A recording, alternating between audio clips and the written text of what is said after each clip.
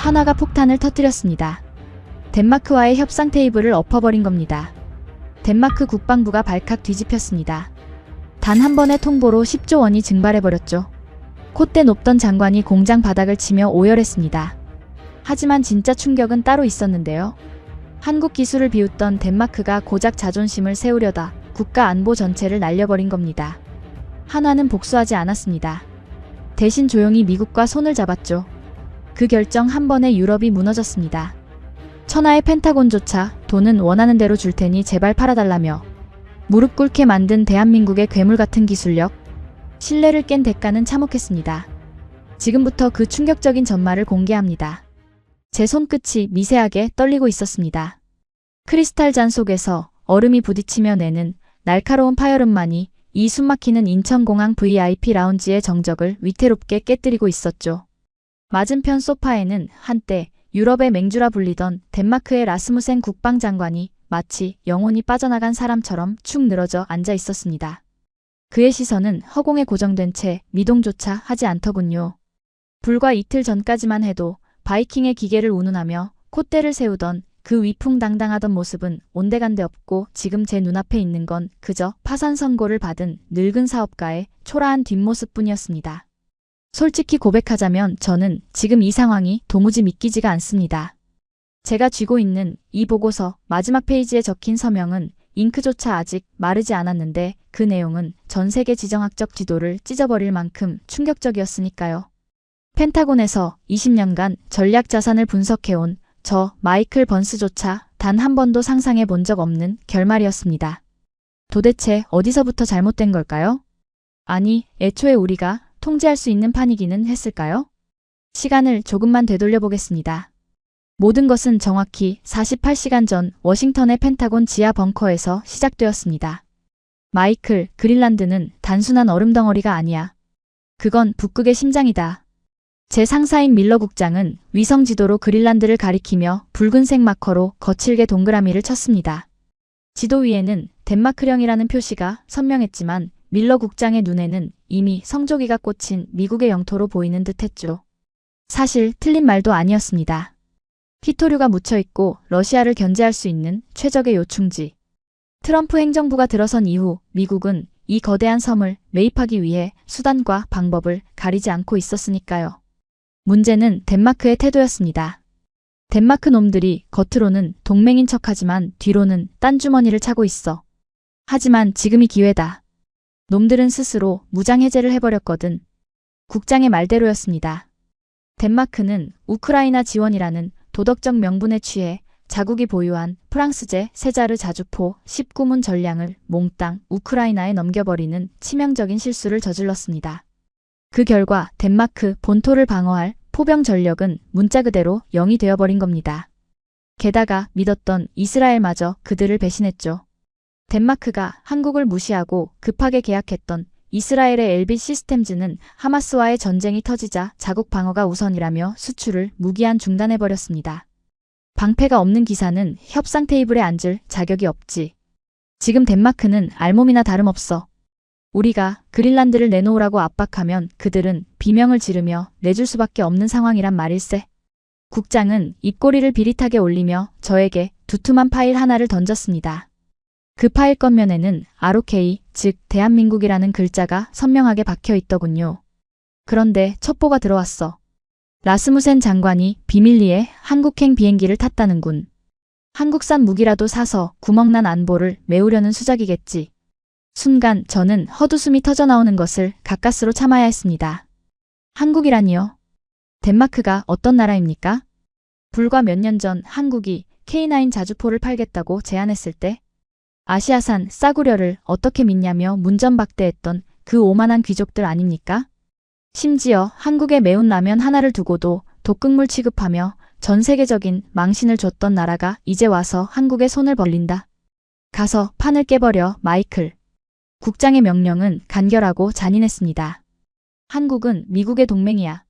아니, 냉정하게 말하면 우리의 안보 우산 아래 있는 하청기지나 다름없지. 네가 가서 눈짓 한 번만 주면 한국 정부는 알아서 덴마크를 거절할 거다. 덴마크가 빈손으로 돌아오게 만들어. 그래야 우리가 그린란드를 삼킬 수 있으니까. 저는 그 자리에서 고개를 끄덕였습니다. 너무나도 쉬운 임무라고 생각했기 때문입니다. 솔직히 말해 한국이 미국의 뜻을 거스를 수 있을 리가 없지 않습니까?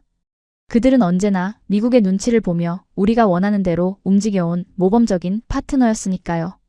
게다가 한국 입장에서도 자신들을 그토록 무시했던 덴마크를 굳이 도와줄 이유는 없을 테고 말입니다. 저는 즉시 짐을 꾸려 한국행 전용기에 올랐습니다. 비행기 창밖으로 펼쳐진 태평양을 내려다보며 저는 다가올 덴마크의 굴욕적인 표정을 상상하며 샴페인을 홀짝였습니다. 라스무센 장관이 한국 공장 바닥에 무릎을 꿇고 애원하는 모습, 그리고 한국 관리들이 미국의 눈치를 보며 난처해하는 표정. 제 머릿속 시나리오는 그야말로 완벽했으니까요. 아니, 반드시 완벽해야만 했습니다. 그때까지만 해도 저는 꿈에도 몰랐거든요. 우리가 도착하게 될 그곳 대한민국 창원이 단순한 무기 공장이 아니라 미국의 야망조차 얼어붙게 만들 거대한 괴물의 소굴이었다는 사실을 말입니다. 그렇게 저는 자신만만하게 한국 땅을 밟았습니다. 하지만 공항에 내리자마자 느낀 한국의 공기는 제 예상과는 전혀 다른 냄새를 풍기고 있더군요. 그것은 비굴함이나 복종의 냄새가 아니었습니다. 마치 먹잇감을 노리는 맹수가 숨을 죽이고 있을 때 느껴지는 서늘하고도 비릿한 쇠 냄새였죠. 그 비릿한 쇠 냄새는 창원 국가산업단지의 차가운 바닷바람에 실려 방탄 유리로 마감된 저희의 리무진 안까지 집요하게 파고들고 있었습니다. 라스무센 장관은 잔뜩 긴장한 채 넥타이를 3번째 고쳐매고 있더군요.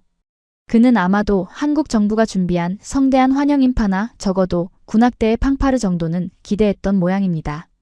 하긴 일국의 국방장관이 그것도 한때 선진국이라 자부하던 덴마크의 고위 관료가 직접 방문했으니 그런 대접을 바라는 것도 무리는 아니었겠죠. 하지만 차창 밖으로 스쳐 지나가는 풍경은 그의 기대와는 정반대로 오직 굉음을 내며 돌아가는 거대한 기계들과 검은 연기를 내뿜는 굴뚝들 뿐이었습니다. 미스터 번스, 한국 측 의전 담당자가 늦는 것 같군요. 뭐 이해합니다. 우리가 워낙 급하게 오기도 했고 한국인들이 원래 이런 격식에는 좀 서투르지 않습니까? 그는 애써 여유로운 척 웃어 보였지만 무릎 위에 올려진 그의 손은 쉴 새 없이 떨리고 있었습니다. 저는 그 모습이 퍽 우스웠지만 겉으로는 정중하게 고개를 끄덕여 주었죠. 속으로는 당신들은 이제 손님이 아니라 빚쟁이 신세라는 걸 아직도 모르나 보군 하고 비웃으면서 말입니다. 그때였습니다. 육중한 철문이 열리고 우리가 탄 차량이 한화에어 로스페이스의 제3공장 앞마당에 멈춰 섰습니다. 그런데 말입니다. 문이 열리자마자 우리를 맞이한 광경은 제 예상조차 보기 좋게 빗나가게 만들었습니다. 레드카펫은커녕 정장 차림의 임원들조차 보이지 않았으니까요. 대신 저 멀리서 윙 하는 모터 소리와 함께 전동 킥보드 한 대가 맹렬한 기세로 달려오고 있었습니다. 안전모를 쓴 젊은 실무자 한 명. 그게 전부였죠. 환영합니다. 덴마크 국방부 장관님 일행 맞으시죠? 킥보드에서 내린 직원은 작업복 차림으로 가볍게 목례만 건넸습니다. 라스무센 장관의 얼굴이 순식간에 불그락푸르락 변하더군요. 그는 자신이 무시당했다는 사실을 참을 수 없어하며 덴마크 특유의 거만한 어조로 쏘아붙였습니다. 이봐요, 공장장은 어디 있어? 의전이 왜 이 모양입니까? 나는 덴마크 왕국을 대표해서 왔단 말이오. 하지만 그 젊은 직원의 반응은 더욱 걸작이었습니다. 그는 당황하기는커녕 손에 든 태블릿 PC를 무심하게 스크롤하며 건조한 목소리로 대답했으니까요. 아, 공장장님께서는 현재 선약이 있으십니다. VIP 고객님들과의 오찬 미팅 중이라 자리를 비우실 수 없습니다. VIP? 나보다 더 중요한 사람이 누구란 말입니까? 폴란드와 에스토니아 국방부 실무진 분들이십니다. 그 순간 라스무센 장관의 입이 턱하고 벌어졌습니다. 폴란드와 에스토니아. 불과 몇 년 전까지만 해도 덴마크가 가난한 동유럽 국가라고 얕잡아 보던 나라들 아닙니까? 그런데 한국은 지금 G7 수준의 경제력을 가진 덴마크 국방장관을 세워두고 그들과 밥을 먹고 있다는 겁니다. 직원은 마치 은행 창구 직원처럼 사무적인 미소를 지으며 쐐기를 박더군요. 저희는 선착순 계약과 신뢰도 등급을 최우선으로 합니다. 덴마크 측은 사전 예약 없이 오셨으니 절차대로 대기해 주셔야 합니다. 안내해 드리겠습니다. 이쪽 휴게실로 가시죠. 저는 터져나오려는 웃음을 참느라 입술을 꽉 깨물어야 했습니다. 번호표. 그렇습니다. 한국은 지금 덴마크에게 너희는 더 이상 특별하지 않으니 번호표나 뽑고 기다리라고 말하고 있는 겁니다. 우리는 공장 한 구석에 마련된 직원 휴게실로 안내되었습니다. 화려한 응접실이 아닌 형광등이 깜빡거리는 탕비실 같은 곳이었죠. 라스무센 장관은 낡은 소파에 주저앉아 넥타이를 거칠게 풀어헤치더군요. 그의 자존심은 이미 바닥에 곤두박질 친 상태였지만 진짜 지옥은 이제부터였으니까요. 시장하실 텐데 간단한 요기를 준비했습니다. 직원이 쟁반 하나를 들고 들어왔습니다. 그런데 그 위에서 피어오르는 냄새가 묘하게 익숙하면서도 코끝을 찌르는 매운 향기였죠. 뚜껑을 열자 시뻘건 국물이 위협적으로 넘실 때는 컵라면이 놓여 있더군요. 그것은 바로 불닭볶음면이었습니다. 이건 라스무센 장관이 비명을 지르듯 뒤로 물러났습니다. 그럴 만도 했죠. 불과 작년 덴마크 식약처가 캡사이신 함량이 너무 높아 급성 중독을 일으킬 수 있다며 이 라면을 전량 리콜 조치하고 한국을 독극물 제조국처럼 매도했던 사건이 있었으니까요. 저희 구내매점에서 가장 인기 있는 메뉴입니다. 한국의 매운맛을 제대로 보여드리고 싶어서 특별히 준비했죠. 덴마크 분들은 좀 힘들어하신다고 듣긴 했습니다. 직원은 아주 천연덕스러운 표정으로 나무젓가락을 뚝 뜯어 장관 앞에 놓았습니다.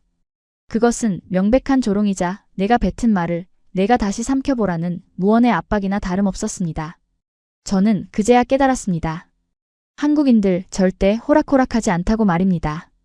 그들은 단순히 미국의 눈치를 보는 게 아니었습니다.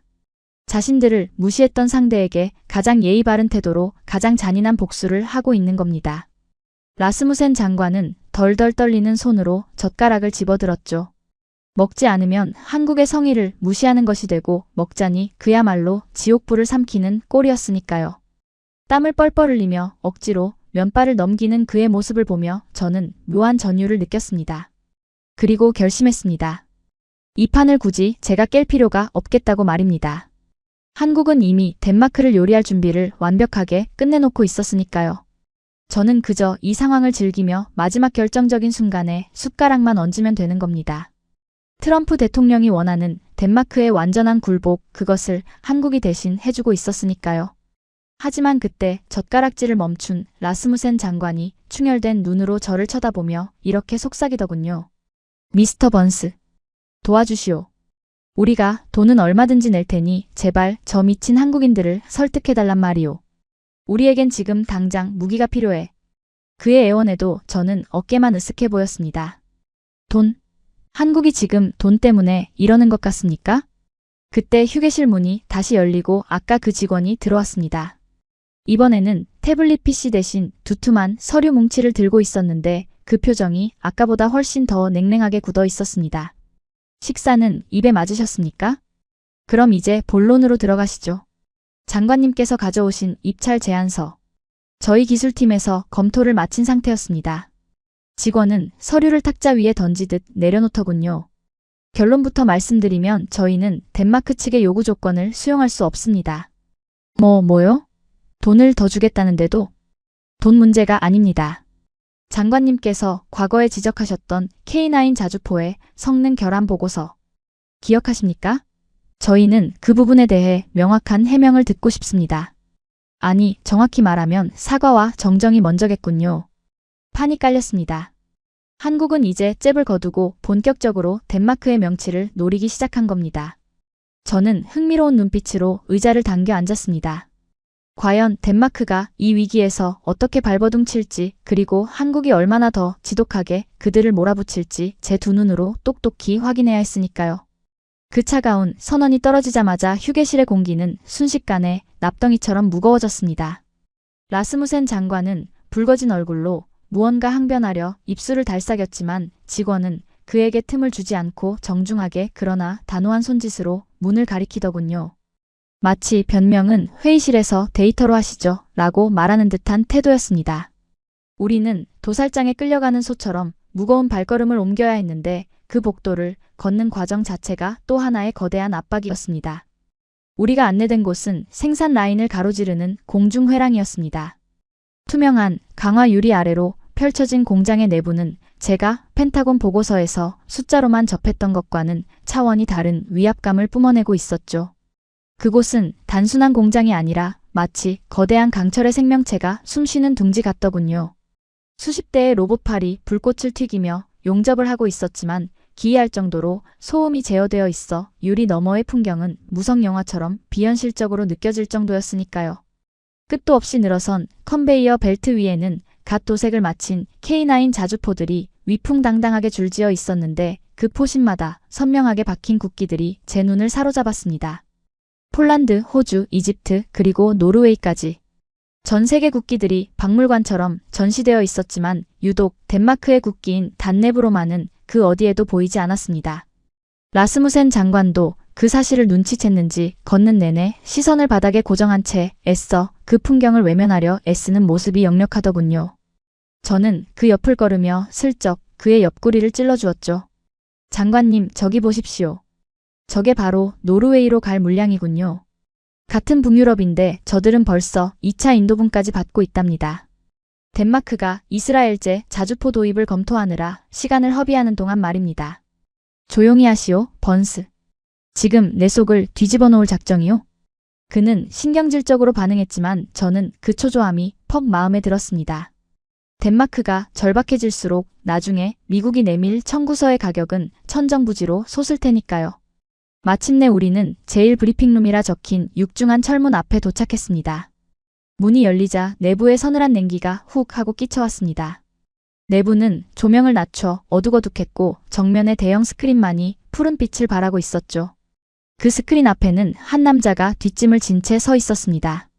희끗희끗한 머리카락을 단정하게 빗어넘긴 중년의 남성. 짙은 감색 작업복 상의에는 공장장 김철수라는 명찰이 붙어 있었지만 그가 뿜어내는 기운은 기름때 묻은 엔지니어라기보다는 냉철한 외과 의사에 더 가까웠습니다. 어서 오십시오. 기다리고 있었습니다. 그는 뒤를 돌아 우리를 맞이했지만 악수를 청하지는 않았습니다. 그저 가벼운 목례만 건넸을 뿐이죠. 그 건조한 태도에 라스무센 장관은 또 한 번 당황한 기색이 역력했습니다. 통상적인 비즈니스 미팅이라면 의뢰오가는 덕담이나 날씨 이야기조차 생략된 채 공장장은 곧바로 탁자 위에 놓인 리모컨을 집어들었으니까요. 시간이 금이니 바로 본론으로 들어가겠습니다. 덴마크 측에서 제기하셨던 한국산 무기의 동계 작전 능력 부족에 대한 건입니다. 그건 말이오. 라스무센 장관이 급하게 말을 가로막으려 했지만 공장장은 개의치 않고 버튼을 눌렀습니다. 팝! 하는 소리와 함께 대형 스크린에 복잡한 그래프와 영상들이 띄워졌습니다. 그것은 3년 전 덴마크가 K9 도입을 검토할 당시 실시했던 테스트 데이터였습니다. 그런데 말입니다. 화면에 뜬 영상은 제가 예상했던 것보다 훨씬 더 적나라하고 충격적이더군요. 화면 속 덴마크 군인들은 영하 20도의 눈보라 속에서 자주포에 시동을 걸지 못해 쩔쩔매고 있었습니다. 그 옆에는 엔진 결함이라는 붉은 자막이 크게 박혀 있었죠. 당시 덴마크 언론이 대서특필하며 한국 무기를 조롱했던 바로 그 장면이었습니다. 보시다시피 당시 귀국은 이것을 기계적 결함이라고 결론 내렸습니다. 하지만 공장장의 손가락이 다시 한번 리모컨을 눌렀습니다. 화면이 반으로 갈라지더니 오른쪽에는 핀란드군의 훈련 영상이 재생되기 시작했습니다. 그곳은 덴마크보다 훨씬 더 추운 영하 35도의 라플란드 지역이었습니다. 하지만 핀란드군의 K9은 거친 눈보라를 뚫고 굉음을 내며 질주하고 있었고 포시는 한치의 오차도 없이 표적을 타격하고 있었습니다. 이 극명한 대비에 회의실 안에는 침묵만이 감돌았습니다. 공장장은 차트 하나를 확대하며 차분한 목소리로 하지만 송곳처럼 날카롭게 팩트를 찔러 들어오더군요. 로그 데이터를 분석한 결과입니다. 덴마크군은 당시 규정에 맞지 않는 저급 윤활유를 사용했습니다. 게다가 예열 플러그 작동 절차를 완전히 무시했더군요. 반면 핀란드와 노르웨이는 저희가 제공한 매뉴얼을 완벽하게 준수했습니다. 그는 잠시 말을 멈추고 안경 너머로 라스무센 장관을 지그시 응시했습니다. 장관님, 무기는 거짓말을 하지 않습니다. 거짓말은 사용하는 사람이 하는 것이죠. 당시 귀국은 정치적인 이유로 이스라엘제를 선택하기 위해 고의적으로 우리 장비의 성능을 폄하했습니다. 아닙니까? 라스무센 장관의 얼굴은 이제 불다 못해 창백하게 질려가고 있었습니다. 그의 이마에서 식은땀이 흘러내려 셔츠 깃을 적시는 게 제 눈에도 보일 정도였으니까요. 그것은 완벽한 논리적 패배이자 국가적 망신이었습니다. 세계 최고의 기술력을 자랑한다던 유럽 선진국이 기본적인 매뉴얼조차 지키지 않아 놓고 그 책임을 제조사에 떠넘겼다는 사실이 만천하에 드러난 셈이니까요. 저는 이 상황이 너무나 흥미진진해서 저도 모르게 입꼬리가 올라가는 것을 주체할 수 없었습니다. 그래, 바로 이거야. 더 밟아줘.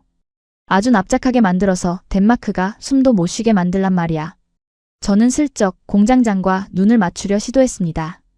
우리는 어쨌든 한미동맹이라는 끈으로 묶인 한편 아니겠습니까? 제가 윙크를 보내며 잘하고 있다는 신호를 보내면 그도 의뢰 그렇듯 미국인인 저에게 동조의 미소를 보낼 거라 생각했습니다. 당신네 미국이 원하는 대로 덴마크를 요리하고 있습니다. 라는 무언의 충성 서약 같은 건 말입니다. 하지만 제 예상은 이번에도 보기 좋게 빗나가고 말았습니다. 공장장은 제 시선을 느꼈음에도 불구하고 전혀 동요하지 않더군요. 아니, 오히려 그의 눈빛은 저를 향해 이렇게 말하고 있는 것 같았습니다. 착각하지 마십시오. 이건 당신네 미국을 위한 쇼가 아닙니다. 오직 우리 대한민국을 위한 비즈니스일 뿐입니다. 그 서늘한 눈빛과 마주친 순간 저는 등골이 오싹해지는 기분을 느꼈습니다. 그동안 제가 알던 한국인들은 언제나 미국 관리 앞에서 과할 정도로 친절하고 싹싹했습니다. 그런데 이 공장장은 달랐습니다. 그는 덴마크뿐만 아니라 저 미국마저도 자신의 공장에 들어온 하나의 고객 혹은 방해꾼 정도로 취급하고 있었으니까요. 라스무센 장관은 이제 거의 울먹이는 목소리로 변명을 늘어놓기 시작했습니다. 그때는 우리 실무진에 착오가 있었던 것 같소. 인정하겠소. 하지만 지금은 상황이 다르지 않소. 우리에겐 당신네들의 자주포가 필요하오. 우크라이나로 보낸 전력을 메우지 못하면 러시아가 발트해를 넘어올 거란 말이오. 그는 급기야 품 안에서 꼬깃꼬깃해진 서류 봉투 하나를 꺼내 탁자 위에 올려놓았습니다. 백지수표나 다름없는 구매 의향서였습니다. 가격은 묻지 않겠소. 당신들이 부르는 게 값이오. 제발 재고가 있다면 지금 당장이라도 선적해 주시오. 그의 비굴한 태도에 공장장은 잠시 침묵을 지켰습니다. 회의실 안에는 에어컨 돌아가는 소리만이 웅웅거리며 긴장감을 고조시켰죠. 저는 공장장이 못 이기는 척 그 제안을 받아들일 거라 예상했습니다. 덴마크가 굴복했고 돈까지 싸 들고 왔으니 장사꾼 입장에서 거절할 이유가 없지 않겠습니까? 게다가 미국의 묵인하에 덴마크의 코를 납작하게 만들었으니 명분과 실리를 다 챙긴 셈이 될 테니까요. 하지만 공장장은 그 구매 의향서를 손도 대지 않은 채 천천히 고개를 저었습니다. 죄송하지만 장관님, 저희 재고 창고는 비어 있습니다. 뭐요? 아까 들어오면서 봤잖소. 저 수많은 자주포들은 다 뭐란 말이오. 저건 주인이 있는 물건들입니다. 폴란드, 에스토니아, 그리고 루마니아까지. 향후 5년치 생산 물량이 이미 계약 완료된 상태입니다. 그깟 계약 위약금을 물어주면 될 거 아니오? 우리가 2배, 아니 3배를 주겠소. 돈이면 다 해결될 거라 믿는 저 천박한 자본주의적 발상. 덴마크의 밑바닥을 보는 것 같아 씁쓸하면서도 통쾌했습니다. 하지만 공장장의 다음 대사는 저마저도 귀를 의심하게 만들더군요. 돈 문제가 아닙니다. 신뢰 문제입니다. 저희 대한민국 방사는 납기를 생명처럼 여깁니다. 기존 고객과의 약속을 어기면서까지 신뢰를 저버린 국가와 새치기 계약을 맺을 수는 없습니다. 신뢰를 저버린 국가. 그 한마디는 라스무센 장관의 심장에 꽂히는 비수와도 같았습니다. 과거 한국을 배신하고 이스라엘로 떠났던 덴마크의 행보를 정면으로 비판한 것이었으니까요. 하지만 보여드릴 것은 하나 더 있습니다. 공장장은 갑자기 분위기를 전환하며 자리에서 일어났습니다. 자주포는 드릴 수 없지만 귀국이 처한 또 다른 위기, 즉 북극해 문제에 대해서는 저희가 다른 솔루션을 가지고 있을지도 모릅니다. 북극해? 그 단어가 나오자마자 제 심장이 쿵 하고 내려앉았습니다. 북극해라면 바로 그린란드 문제를 말하는 게 아닙니까? 이쪽으로 오시죠. 벙커 밖으로 나가겠습니다. 공장장은 우리를 이끌고 회의실 반대편에 또 다른 출구로 향했습니다. 그 문은 공장이 아닌 바다 쪽으로 연결된 통로였습니다.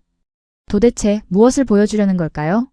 자주포 공장에 배가 있을 리는 만무하고 설마 그들이 미국의 그린란드 전략까지 꿰뚫고 있는 건 아니겠죠? 불길한 예감이 스멀스멀 피어올랐지만 저는 호기심을 이기지 못하고 그의 뒤를 따를 수밖에 없었습니다. 그리고 그 문을 나선 순간 저는 제 눈을 의심해야만 했습니다. 쏟아지는 햇살 아래 거대한 그림자가 우리를 집어삼킬 듯이 덮쳐오고 있었으니까요. 그곳은 하나오션의 제2 건조 도크였습니다. 짠내 섞인 바닷바람이 훅 끼쳐왔지만 제 코끝을 먼저 자극한 것은 그보다 훨씬 더 원초적인 압도적인 힘의 냄새였습니다. 축구장 3개를 합쳐놓은 것보다 더 거대한 건조장 한가운데에 마치 신화 속의 리바이어던처럼 웅장하게 솟아있는 하얀색 강철 괴물. 그것은 제가 지금까지 봐왔던 일반적인 상선이나 군함과는 차원이 다른 존재감을 뿜어내고 있더군요. 이게 도대체 뭡니까? 라스무센 장관이 넋을 잃은 채 중얼거렸습니다. 그의 목소리는 거친 바람 소리에 묻혀 거의 들리지도 않을 지경이었죠. 저 역시 마른 침을 꿀꺽 삼킬 수밖에 없었습니다. 펜타곤 정보국에서 수없이 많은 위성사진을 분석해왔지만 이 정도 규모의 선박이 한국에서 그것도 이렇게 비밀리에 건조되고 있다는 보고는 단 한 줄도 본 적이 없었으니까요. 선체의 앞부분, 그러니까 선수의 형상이 기이할 정도로 뭉툭하면서도 날카롭게 깎여 있었습니다. 그것은 물살을 가르기 위한 디자인이 아니었습니다.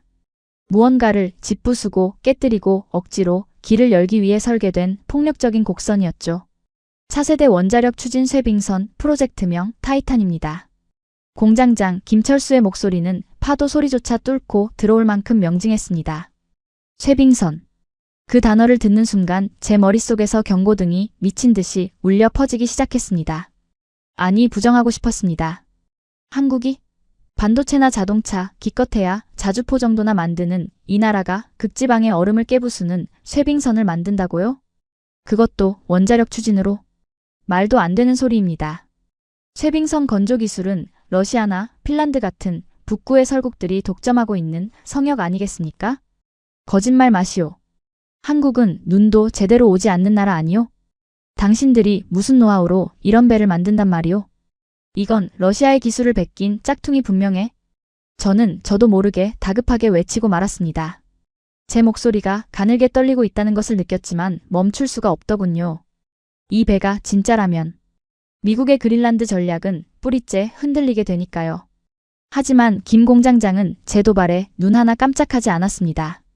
그는 오히려 저를 가소롭다는 듯 쳐다보며 주머니에서 레이저 포인터를 꺼내 선체의 하단을 가리키더군요.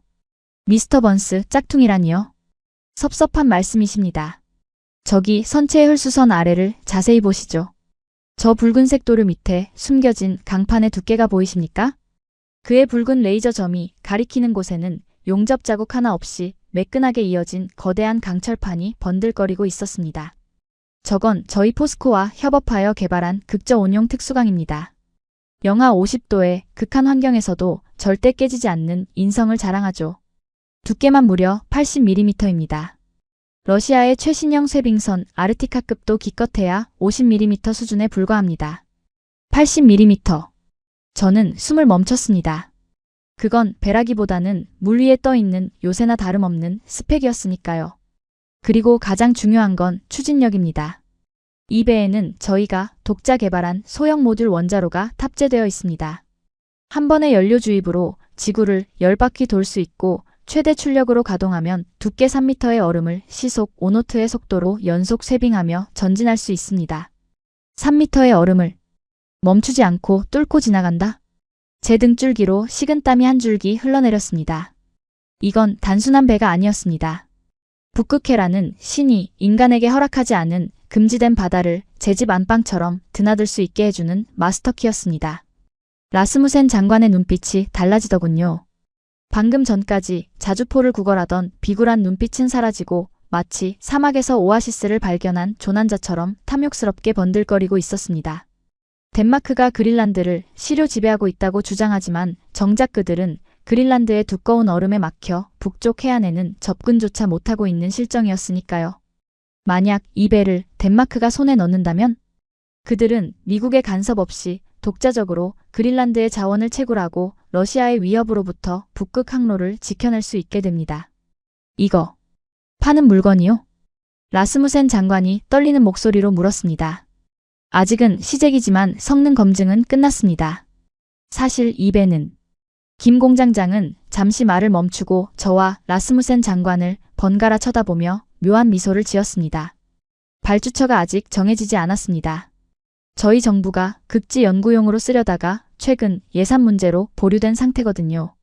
즉 주인을 기다리고 있는 물건이란 뜻입니다. 그 순간 제 심장이 쿵쾅거리는 소리가 귓가를 때렸습니다. 주인이 없다. 그 말은 곧 돈만 내면 누구나 가져갈 수 있다는 뜻이 아닙니까? 저는 순간적으로 미국의 상황을 떠올렸습니다. 현재 미국 해안경비대가 보유한 쇠빙선이라고는 건조된 지 40년이 넘어 고장과 수리를 반복하는 낡은 폴라스타호 한 척뿐이었습니다. 그마저도 툭하면 엔진이 멈춰서 얼음바다 한가운데 갇히기 일쑤였죠. 미국 의회는 수년째 차세대 쇠빙선 건조 예산을 승인하지 않고 있었고 미국의 조선소들은 이미 상선 건조 능력을 상실한 지 오래였습니다. 만약 내일 당장 러시아가 북극해를 봉쇄한다면 미국은 손가락만 빨며 구경해야 하는 처지란 말입니다. 그런데 지금 지구 반대편의 이 작은 나라 한국이 미국조차 포기했던 그 기술을 완성해놓고 우리 눈앞에 떡하니 내놓은 것입니다. 이건 우리가 가져야 해. 제 본능이 비명을 질렀습니다. 덴마크가 이 배를 가져가는 순간 미국의 그린란드 매입 계획은 물거품이 됩니다. 덴마크는 이 배를 앞세워 그린란드의 자원 개발권을 독점하려 들 테고 안보 불안을 이유로 미국의 개입을 요청할 명분도 사라지게 되니까요. 하지만 저는 애써 침착함을 유지하려 노력했습니다. 겉으로는 여전히 이 배의 성능을 의심하는 척 연기해야 했죠. 글쎄요. 스펙상으로는 훌륭해 보이지만 실제 얼음바다에서는 어떨지 모르겠군요. 한국 기술진이 시뮬레이션만 돌려보고 만든 건 아닙니까? 실제 필드 데이터도 없이 만든 배를 어떻게 믿고 수억 달러를 태우란 말입니까? 저는 짐짓 비웃음을 흘리며 팔짱을 꼈습니다. 제발 이 배에 치명적인 결함이 있기를, 그래서 덴마크가 포기하기를 간절히 바라면서 말입니다. 그러자 김 공장장이 주머니에서 스마트폰을 꺼내더니 어딘가로 전화를 걸더군요. 네, 접니다. 도크 개방하세요. 네, 지금 바로요. 그의 말이 떨어지기가 무섭게 도크의 수문이 열리며 거대한 굉음이 울려 퍼졌습니다. 바닷물이 밀려들어오며 선체가 서서히 떠오르기 시작했는데 그 장면보다 더 충격적인 것은 선체 앞부분에 설치된 거대한 스크린이었습니다. 의심이 많으신 분들을 위해 준비했습니다. 지난달 캐나다 북부 해역에서 실시한 비밀 필드 테스트 영상입니다. 스크린 속에서 하얀색 괴물은 끝도 없이 펼쳐진 빙하를 향해 돌진하고 있었습니다. 쾅! 하는 소리와 함께 얼음이 산산조각 나며 튀어오르는 장면은 마치 폭격을 맞는 전장과도 같더군요. 두께가 3m는 좋게 되어 보이는 거대한 얼음 덩어리가 배의 무게에 눌려 비명을 지르며 쩍쩍 갈라지고 있었습니다. 배는 멈추지 않았습니다. 아니, 속도가 줄어들 기미조차 보이지 않았죠. 그 영상을 보는 라스무센 장관의 입에서는 신음소리가 새어나왔습니다. 오, 신이시여. 저건 배가 아닙니다. 저건 구세주입니다. 그는 이미 이성을 잃은 듯 했습니다. 자주포 19문 따위는 안중에도 없다는 듯 그는 양복 안주머니에서 만년필을 꺼내들고 김 공장장에게 달려들 태세였으니까요. 공장장 양반. 이 배 가격이 얼마요? 5억 달러? 10억 달러? 우리가 사겠소. 자주포 계약에 이 배를 추가해 주시오. 지금 당장. 장관님 진정하십시오. 이 배는 전략 물자입니다. 수출 승인이 필요하고 무엇보다. 김 공장장은 짐짓 곤란하다는 표정을 지으며 슬쩍 저를 쳐다보더군요. 미국의 동의가 없으면 판매가 어려울 수도 있습니다. 이 배에 들어간 SMR 기술 일부가 한미 원자력 협정에 적용을 받거든요. 그 순간 라스무센 장관의 시선이 저에게 꽂혔습니다. 아까의 비굴함은 온데간데 없고 마치 먹이를 앞에 둔 늑대처럼 살기를 띤 눈빛이었습니다. 번스 씨, 당신네 미국은 쇠빙선이 필요 없지 않소? 당신들은 알래스카에 기지가 있으니 굳이 배가 필요 없잖아. 이 배는 우리 덴마크의 생명줄이오. 방해하지 마시오. 하, 이 멍청한 양반을 보게. 우리가 필요 없다고? 저는 속으로 코웃음을 쳤습니다. 아니요, 정반대였습니다. 이배는 지금 미국에게 그 무엇보다 필요한 게임 체인저였습니다. 만약 이배를 덴마크가 가져간다면 미국은 그린란드라는 거대한 영토를 눈뜨고 뺏기는 꼴이 됩니다. 반대로 우리가 이배를 가져간다면 덴마크를 고립시키고 러시아를 견제하며 북극의 자원을 독식할 수 있게 되는 겁니다. 제 머릿속에서 계산기가 미친 듯이 돌아갔습니다. 덴마크를 빈손으로 돌려보내라는 펜타곤의 명령. 하지만 상황이 바뀌었습니다. 단순히 자주포를 막는 게 문제가 아닙니다. 이 하얀 괴물을 확보하는 것이 더 시급한 과제가 되어버린 겁니다. 저는 넥타이를 거칠게 풀어헤치며 라스무센 장관 앞을 막아섰습니다. 잠깐 장관님. 착각하지 마시죠. 한미동맹은 혈맹입니다. 한국의 최신 전략자산에 대한 우선 협상권은 당연히 미국에게 있습니다. 게다가 이배에 들어간 원천 기술 중 일부는 미국의 것입니다. 덴마크가 마음대로 가져갈 수 있는 물건이 아니란 말입니다. 뭐라고? 지금 회방을 놓겠다는 거요? 동맹국끼리 이래도 되는 거요? 국익 앞에서는 동맹도 없습니다. 그리고 솔직히 말해서 당신네 덴마크가 이 거대한 배를 운용할 예산이나 있습니까? 자주포 살 돈도 없어서 쩔쩔매는 주제에 우리는 서로의 멱살을 잡을 듯이 으르렁거렸습니다. 체면이고 뭐고 다 집어치운 그야말로 진흙탕 싸움이었죠. 세계 최강대국 미국의 관료와 유럽 선진국의 장관이 한국의 조선소 부두 한복판에서 배 한 척을 두고 서로 내가 먼저다 라며 소리를 지르고 있는 꼴이라니. 그리고 그 모습을 김 공장장은 팔짱을 낀 채 흥미롭다는 듯 지켜보고 있었습니다. 그의 입가에 스친 그 미세한 미소. 저는 그 순간 등골이 서늘해지는 것을 느꼈습니다. 그는 알고 있었던 겁니다. 이 배를 보여주는 순간 미국과 덴마크가 이성을 잃고 달려들 것이라는 사실을. 그는 우리 두 나라를 경쟁 붙여서 몸값을 올리려는 게 아니었습니다. 그는 지금 우리를 시험하고 있는 것이었습니다. 설마 이 모든 게 함정이었나? 제가 퍼뜩 정신을 차리려던 찰나 김 공장장이 나직하고 차가운 목소리로 우리의 싸움을 중단시켰습니다. 두 분 진정하시죠. 여긴 경매장이 아닙니다. 그리고 그는 손목시계를 확인하더니 잔인할 정도로 침착하게 말을 이었습니다. 안타깝게도 두 분 다 이 배를 가져가실 수는 없을 것 같습니다. 방금 본사에서 연락이 왔는데 이 도크의 다음 예약자가 결정되었다고 하는군요. 예약자? 그게 누구요? 우리보다 더 급한 나라가 어디 있단 말이오. 라스무센 장관이 비명을 질렀습니다. 김 공장장은 아주 천천히 또박또박 대답했습니다. 카타르입니다. 그들이 LNG 운반선 100척과 함께 이 쇄빙선 기술을 패키지로 구매하겠다고 제안해 왔습니다. 현금 일시불로 말이죠. 카타르. 오일머니를 앞세운 중동의 거부. 그들이라면 이 배의 가격이 얼마든 상관없이 현찰로 지불할 능력이 충분했습니다. 돈 없는 덴마크나 예산 승인에만 몇 년이 걸리는 미국 의회와는 차원이 다른 슈퍼갑 고객의 등장이었죠. 순간 저와 라스무센 장관은 동시에 얼어붙고 말았습니다. 우리는 서로를 견제하느라 정작 이 배의 진짜 주인인 한국이 다른 선택지를 가지고 있다는 사실을 망각하고 있었던 겁니다. 물론 김 공장장이 여운을 남기며 덧붙였습니다. 아직 계약서에 도장을 찍은 건 아닙니다. 저희는 돈보다는 명분과 동맹을 중요하게 생각하니까요. 하지만 덴마크는 신뢰를 잃었고 미국은 글쎄요. 저희에게 어떤 명분을 주실 수 있습니까? 그는 저를 똑바로 쳐다보았습니다. 그 눈빛은 명확하게 말하고 있었습니다. 미국 당신들이 덴마크를 밟고 싶어 하는 건 알겠어. 하지만 우리에게 공짜 점심은 없어. 이 배를 원한다면 그리고 덴마크가 가져가는 꼴을 보기 싫다면 당신들도 무릎을 꿇어. 그리고 값을 치러. 저는 마른 침을 삼키며 주먹을 꽉 쥐었습니다. 손바닥에 손톱이 박혀 피가 날 지경이었지만 고통조차 느껴지지 않더군요. 지금 제 눈앞에 있는 이 남자는 그리고 대한민국이라는 나라는 더 이상 우리가 마음대로 조종할 수 있는 장기판의 말이 아니었습니다. 그들은 이제 판을 엎고 새로 짤 수 있는 플레이어가 되어 있었으니까요. 제 등 뒤로 식은땀이 흐르는 것을 느끼며 저는 김 공장장의 얼굴을 다시 한번 찬찬히 뜯어보았습니다. 겉보기엔 그저 기름때 묻은 작업복을 입은 평범한 중년 남성일 뿐인데 지금 이 순간만큼은 펜타곤의 그 어떤 사성 장군보다 더 거대해 보이더군요. 그는 단순히 무기를 파는 세일즈맨이 아니었습니다.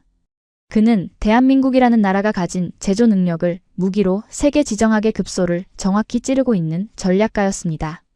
자, 밖은 바람이 차니 안으로 들어가서 더 깊은 이야기를 나누시죠. 이 배의 진짜 가치는 껍데기가 아니라 그 심장에 있으니까요. 김 공장장은 정중하게 손을 뻗어 도크 옆에 위치한 보안구역을 가리켰습니다. 라스무센 장관은 이미 카타르라는 말에 영혼이 반쯤 가출한 상태로 비틀거리고 있었지만 저는 정신을 바짝 차려야만 했죠. 도대체 이 타이탄급 쇄빙선에 또 어떤 비밀이 숨겨져 있길래 카타르 같은 자원부국이 현찰을 싸들고 달려든단 말입니까? 우리가 안내된 곳은 통합제어센터라 불리는 상황실이었습니다. 육중한 기밀문이 열리자 마치 SF 영화의 한 장면처럼 수십 개의 홀로그램 모니터가 허공에 떠 있는 광경이 펼쳐졌습니다. 그곳에서는 전 세계 해양 데이터와 북극해의 빙하 두께, 해류의 흐름이 실시간으로 분석되고 있더군요. 윙윙거리는 서버 돌아가는 소리만이 공간을 메우고 있었는데 그 소리는 마치 이 거대한 시스템의 심장 박동 소리처럼 들렸습니다. 김 공장장은 중앙 테이블로 걸어가더니 붉은색 표지가 덮인 두툼한 문서 하나를 집어들었습니다. 표지에는 1급 기밀 프로젝트 타이탄 전략적 활용 방안이라는 문구가 선명하게 박혀 있었죠. 미스터 번스, 당신네 미국이 가장 두려워하는 게 뭔지 아십니까? 그는 문서를 저에게 건네며 물었습니다. 러시아의 핵무기? 중국의 경제력? 아닙니다. 바로 에너지 독립이죠. 동맹국들이 미국의 에너지 우산에서 벗어나는 것, 그것이 펜타곤이 밤잠을 설치는 진짜 이유 아닙니까? 저는 아무런 대답도 할 수 없었습니다. 전곡을 찔렸으니까요. 그런데 그게 이 쇄빙선이랑 무슨 상관이란 말입니까? 저는 떨리는 손으로 문서를 넘겼습니다. 그리고 5페이지에 적힌 핵심 모듈 사양 항목을 읽어내려가는 순간 저는 제 눈을 의심해야만 했습니다. 탑재 모듈 KSMR 사기. 특이사항 선박 추진용 외 외부 전력 공급 기능 탑재. 공급 용량 200메가와트급. 인구 10만 명 도시의 전력 수요를 10년간 단독 공급 가능. 활자가 제 망막을 태울 듯이 파고들었습니다. 이게 무슨 뜻인지 아시겠습니까? 김 공장장의 목소리가 귓가에 악마의 속삭임처럼 들려왔습니다. 이 배는 단순히 얼음을 깨는 쇄빙선이 아닙니다. 이 배 자체가 움직이는 원자력 발전소입니다. 만약 덴마크가 이 배를 가져가서 그린란드 항구에 정박시킨다면 그린란드는 더 이상 비싼 디젤 발전기를 돌릴 필요도 미국의 에너지 지원을 받을 필요도 없어집니다. 이 배 한 척이면 그린란드 전체의 전력을 공급하고도 남으니까요. 저는 그제야 퍼즐이 맞춰지는 전율을 느꼈습니다. 왜 카타르가 이 배를 노렸는지 그리고 왜 덴마크에게 이 배가 구세주인지 말입니다. 카타르는 이 기술을 이용해 자신들의 LNG 플랜트를 바다 위에서 가동하려는 것이고 덴마크는 이 배를 통해 그린란드의 완전한 자립을 이루려는 겁니다. 만약 덴마크가 이 배를 손에 넣는다면 미국이 그린란드를 매입하려 할 때 쓸 수 있는 가장 강력한 카인 에너지 인프라 지원 명분이 사라지게 됩니다. 덴마크는 이 배 하나로 안보와 에너지를 동시에 해결하고 미국의 손아귀에서 완전히 벗어날 수 있게 되는 것이죠. 이건 미친 짓이야. 저도 모르게 욕설이 튀어나왔습니다. 한국은 단순히 배를 파는 게 아니었습니다. 그들은 미국의 패권 전략을 무력화시킬 수 있는 전략적 열쇠를 경매에 붙이고 있었던 겁니다. 그것도 아주 합법적인 상업 거래라는 탈을 쓰고 말입니다. 그때였습니다. 제 양복 안주머니에 넣어둔 위성 보안폰이 요란하게 진동하기 시작했습니다. 발신자 정보는 없었지만 저는 직감적으로 알 수 있었죠. 이 타이밍에 이 번호로 전화를 걸 수 있는 사람은 지구상에 단 한 명뿐이었으니까요. 실례하겠습니다. 저는 창백해진 얼굴로 급히 회의실 구석으로 자리를 피했습니다. 라스무센 장관과 김 공장장의 시선이 제 등 뒤에 꽂히는 게 느껴졌지만 전화를 받지 않을 수 없었으니까요. 번스입니다. 자네 지금 거기서 뭘 하고 있는 건가? 수화기 너머로 귀청이 떨어질 듯한 고함 소리가 터져나왔습니다. 펜타곤의 작전 총괄 밀러 국장이었습니다. 평소 냉철하기로 소문난 그가 이렇게 흥분한 목소리를 내는 건 처음 들어보는 일이었습니다. 위성사진 판독 결과가 방금 책상 위에 올라왔어. 창원 도크에 있는 저 하얀 물체. 저게 대체 뭐야? 정보국 애들이 분석한 바로는 열추적 감지에 원자로 코어가 잡힌다고 하던데 사실인가? 국장님 진정하십시오. 저건 한국이 개발한 차세대 쇠빙선인데. 쇠빙선? 지금 그딴 한가한 소리 할 때야? 저게 그냥 쇠빙선이 아니라는 보고가 들어왔다고. CIA 첩보에 따르면 저 배에 이동형 발전 모듈이 탑재됐다는 말이 있어. 만약 그게 사실이면. 사실입니다. 저는 짧게 끊었습니다. 제가 방금 설계도와 스펙을 확인했습니다. 200메가와트급 전력 공급이 가능합니다. 국장님 말씀대로 저 배가 그린란드에 가면 우리의 매입 협상은 끝장입니다. 수화기 너머로 무거운 침묵이 흘렀습니다. 거친 숨소리만이 씩씩거릴 뿐이었죠. 잠시 후 밀러 국장의 목소리가 낮게 깔리며 서늘한 살기를 띠고 돌아왔습니다. 마이클, 잘 들어. 그 배는 절대 덴마크 손에 넘어가선 안 돼. 카타르도 안 되고 무슨 수를 써서라도 막아. 하지만 국장님, 한국은 이미 카타르와 가계약 단계입니다. 덴마크도 백지 수표를 흔들고 있고요. 우리가 무슨 명분으로 막습니까? 게다가 이건 민간 상성 거래라. 명분?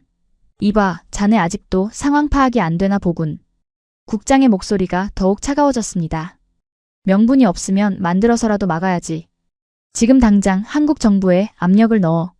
전략 물자 무단 유출 혐의로 조사하겠다고 협박하든 아니면 그 공장장 놈 약점을 잡아서라도 계약을 파기시켜. 만약 저 배가 덴마크 국기를 달고 출항하는 날엔 자네 책상은 펜타곤이 아니라 알래스카 오지에 있게 될 거야. 알겠나? 뚜. 일방적인 통보와 함께 전화가 끊겼습니다. 저는 망망대해에 홀로 남겨진 듯한 현기증을 느끼며 벽을 짚어야 했습니다. 협박이라니요. 약점을 잡으라니요. 천하의 미국이 고작 동맹국의 조선소 하나를 상대로 깡패짓이나 하라는 겁니까? 하지만 국장의 명령은 절대적이었습니다. 제가 실패하면 제 커리어뿐만 아니라 미국의 북극 전략 전체가 무너지는 상황이었으니까요. 저는 깊은 한숨을 내쉬며 다시 중앙 테이블로 돌아왔습니다. 제 얼굴색이 흑빛으로 변해 있었는지 라스무센 장관이 의아한 표정으로 쳐다보더군요. 하지만 김 공장장은 마치 그 전화를 예상이라도 했다는 듯 여전히 평온한 표정으로 커피를 홀짝이고 있었습니다. 본국에서 급한 연락이라도 오셨나 봅니다. 표정이 안 좋으시군요. 그의 여유로운 태도가 저를 더욱 비참하게 만들었습니다. 저는 쥐고 있던 주먹을 부들부들 떨며 억지로 입꼬리를 올렸습니다. 지금부터 제가 할 말은 외교관이 아니라 협잡꾼이나 할 법한 추악한 소리였지만 선택의 여지가 없었으니까요. 공장장님, 솔직히 말씀드리죠. 펜타곤은 이 거래를 매우 우려하고 있습니다. 우려라? 구체적으로 어떤 부분이 말입니까? 이 기술, SMR 원천 기술 말입니다.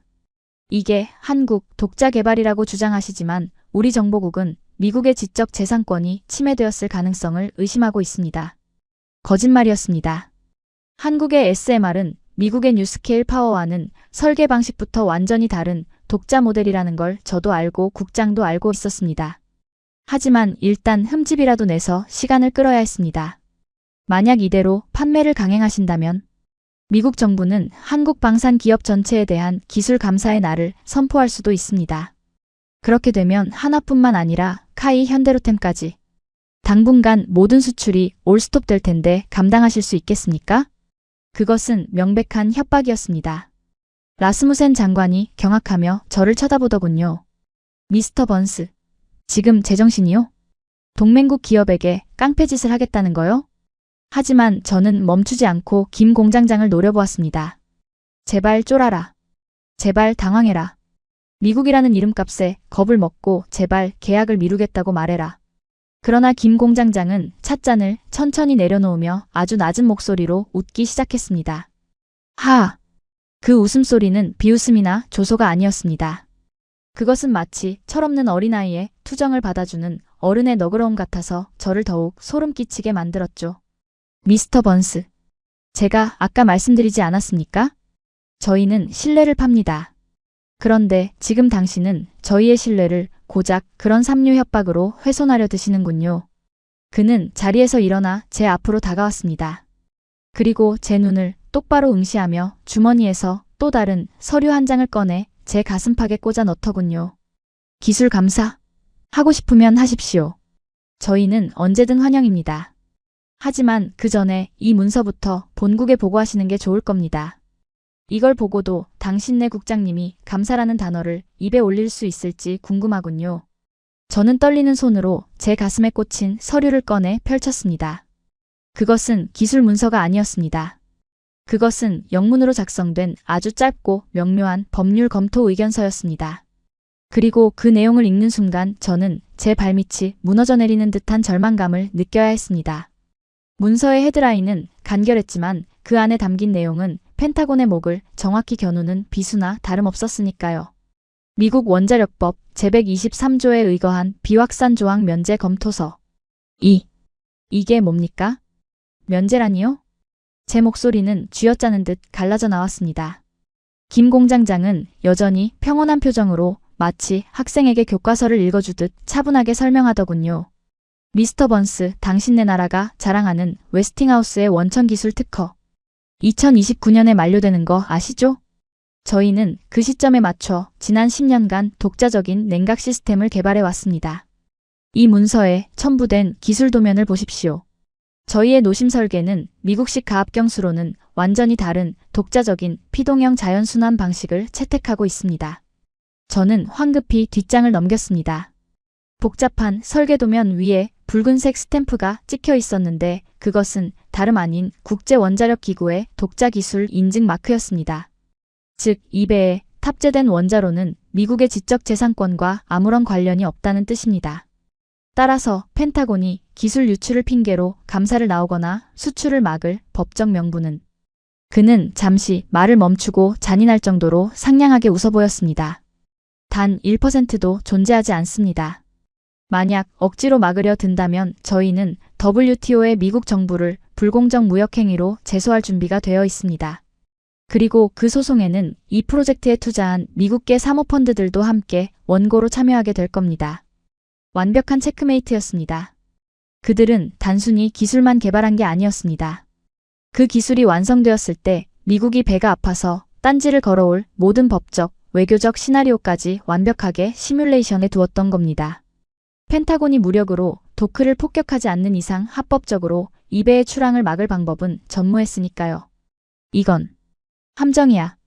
저는 비틀거리는 다리를 간신히 지탱하며 테이블을 짚었습니다. 라스무센 장관은 영문도 모른 채 그저 그래서 내가 살 수 있다는 거요? 없다는 거요? 라며 눈치를 보고 있었지만 제 귀에는 아무것도 들리지 않았습니다. 오직 밀러 국장의 고함 소리만이 환청처럼 귓가를 맴돌고 있었으니까요. 막지 못하면 자네는 끝이야. 하지만 방법이 없지 않습니까? 법적으로도 기술적으로도 한국은 완벽한 방어막을 치고 있었습니다. 저는 사면초가에 빠진 장수처럼 숨을 헐떡이며 주변을 둘러보았습니다.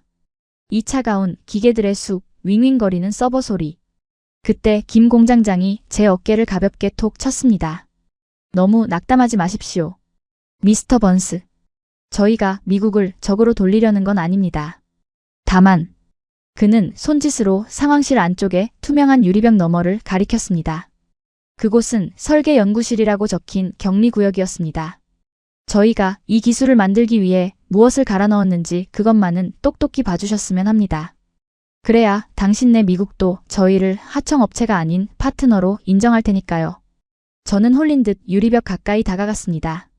그리고 그 안의 풍경을 마주한 순간 저는 쇠빙선을 처음 봤을 때보다 더 큰 충격을 받아야만 했습니다. 그곳은 연구실이라기보다는 차라리 야전 병원에 가까웠습니다. 수백 개의 모니터 불빛만이 어둠을 밝히고 있는 그곳에서 수십 명의 연구원들이 좀비처럼 의자에 파묻혀 있더군요. 그들의 책상 위에는 다 마신 에너지 드링크 캔이 산처럼 쌓여 있었고 링거 거치대가 곳곳에 세워져 있었습니다. 어떤 연구원은 키보드를 치다가 그대로 책상에 엎드려 쪽잠을 자고 있었고 어떤 연구원은 코피가 터진 휴지를 코에 틀어막은 채 붉게 충혈된 눈으로 모니터를 노려보고 있었습니다. 가장 충격적인 건 벽면이었습니다. 거대한 화이트보드 가득 깨알 같은 수식과 도면들이 빼곡하게 적혀 있었는데 그 사이사이에 붉은색 매직으로 쓰인 문구들이 제 가슴을 후벼 팠습니다. 죽어도 완성한다. 못하면 태평양에 빠져 죽자. 집에 갈 생각 마라. 덴마크가 비웃고 미국이 무시한다. 도끼로 버텨라. D-Day까지 3일. 잠은 죽어서 자는 거다. 그것은 단순한 업무 목표가 아니었습니다. 그것은 전쟁터에 나가는 병사들이나 쓸 법한 혈서이자 유서였습니다. 저 친구들. 지난 6개월간 공장 밖으로 단 한 발자국도 나가지 않았습니다. 김 공장장이 제 옆에 서서 나직하게 읊조렸습니다. 미국의 웨스팅하우스 엔지니어들은 주 40시간 근무를 철저히 지키죠. 주말에는 바비큐 파티를 하고 휴가 때는 하와이로 떠나고요. 물론 그게 인간다운 삶일 겁니다. 하지만 그는 유리벽에 손을 대며 잠든 연구원의 등을 애틋하게 바라보더군요. 저희는 그럴 수 없었습니다. 가진 것 없는 후발주자가 100년 기술을 가진 선진국을 따라잡으려면 방법은 하나뿐입니다. 내 시간을, 내 건강을, 아니, 내 영혼을 연료로 태우는 것. 그것 외에는 당신들을 이길 방법이 없었으니까요. 저는 침을 삼키는 것조차 잊은 채 그 광경을 응시했습니다. 미국이 쇠빙선 예산을 삭감하고 조선소 노조가 임금 협상을 벌이는 동안 한국의 이 엔지니어들은 링거를 꽂아가며 밤을 새우고 있었던 겁니다. 우리가 효율과 워라밸을 따지는 동안 그들은 생존과 복수를 위해 자신을 불태우고 있었던 것이죠. 문득 유리벽 바로 앞 책상에 앉아있던 한 연구원이 고개를 들었습니다. 덥수룩한 수염, 퀭한 눈동자. 그는 저와 눈이 마주쳤지만 저를 보는 것 같지 않았습니다. 그는 마치 무언가에 홀린 사람처럼 허공을 응시하더니 다시 미친 듯이 키보드를 두드리기 시작했습니다. 그의 손가락 끝은 반창고로 칭칭 감겨 있었는데 그 하얀 밴드 위로 붉은 피가 배어 나오고 있더군요. 그 손. 갈라지고 터지고 굳은 살이 박힌 그 투박한 손. 순간 저는 깨달았습니다. 제가 두려워해야 할 것은 200메가와트급 원자로 따위가 아니었습니다. 80mm 특수강이나 법률 검토서 따위도 아니었습니다. 진짜 공포는 바로 저 손이었습니다. 불가능을 가능으로 만들기 위해 기꺼이 자신을 파괴하는 저 지독한 도끼. 덴마크가 한국을 무시했을 때, 미국이 한국을 이용하려 했을 때 그들은 분노를 밖으로 표출하는 대신 안으로 삼켜 저런 괴물 같은 결과물을 만들어낸 겁니다. 괴물들이군. 저도 모르게 중얼거렸습니다. 이것은 욕설이 아니었습니다. 그것은 적국 아니 경쟁국이 보낼 수 있는 최상의 경외심이자 공포의 표현이었습니다. 라스무센 장관도 이제야 분위기를 파악했는지 창백해진 얼굴로 저에게 묻더군요. 번스 씨, 우리가 저들을 이길 수 있겠소? 돈으로든 기술로든. 저는 고개를 가로저을 수밖에 없었습니다. 아니요, 장관님. 우린 졌습니다. 돈으로 기술은 살 수 있어도 저런 광기는 살 수 없습니다. 덴마크가 백지수표를 내밀든 미국이 협박을 하든 저들은 눈 하나 깜짝하지 않을 겁니다. 이미 지옥을 뚫고 온 사람들이니까요. 제 심장은 이제 공포를 넘어선 무력감으로 뛰고 있었습니다. 우리가 그린란드를 차지하네 만회하며 책상 머리에서 체스 게임을 두고 있을 때 한국은 아예 체스판 자체를 불태우고 새로운 판을 짜고 있었던 겁니다. 그리고 그 새로운 판의 주인은 더 이상 미국이 아니었습니다. 그때 김 공장장의 무전기가 지직거리며 울렸습니다. 공장장님, 본사 법무팀에서 최종 승인 떨어졌습니다. 카타르 측 입금 확인됐고 계약서 출력 준비 끝났습니다. 카타르. 그 단어가 들리는 순간 제 이성의 끈이 툭 하고 끊어지는 소리가 들렸습니다. 안 돼. 이대로 뺏길 수는 없어. 미국이 그린란드를 포기할 수 없다면 남은 방법은 하나뿐입니다. 체면이고 나발이고 다 집어치우고 저 한국인들 앞에 엎드리는 것. 저는 김 공장장의 소매를 덥석 붙잡았습니다. 펜타곤 수석 분석관으로서의 자존심? 그딴 건 개나 줘버리라지요. 공장장님, 잠깐만요. 아직 계약서에 도장 안 찍으셨죠? 제 목소리는 비굴할 정도로 떨리고 있었습니다. 저희가 미국이 조건을 맞추겠습니다. 아니, 더 드리겠습니다. 기술 감사 다 취소하겠습니다. 백악관의 직보에서 한국을 최우선 전략 파트너로 격상시키겠습니다. 그러니 제발 카타르 계약을 멈춰주십시오. 제 애원에 김 공장장은 천천히 고개를 돌려 저를 내려다보았습니다. 그의 눈동자는 여전히 깊고 서늘했지만 그 입가에는 처음으로 묘한 승리감의 미소가 번지고 있었습니다. 그는 제 손을 부드럽게 하지만 단호하게 떼어내며 이렇게 말하더군요. 미스터 번스. 이제야 대화가 좀 통할 것 같군요. 하지만 순서가 틀렸습니다. 공장장 김철수의 입에서 흘러나온 그 짧은 접속사 하지만 이라는 단어가 제 고막을 파고드는 순간 상황실의 시간은 다시 한번 정지하고 말았습니다. 그것은 단순한 문장의 연결고리가 아니었습니다. 지금까지 우리가 알고 있던 세계의 질서, 즉 미국이 명령하고 동맹국이 따른다는 그 견고한 위계 질서를 송두리째 끊어버리는 단두대의 칼날과도 같았으니까요. 저는 마른 침을 삼키며 그의 다음 말을 기다렸습니다.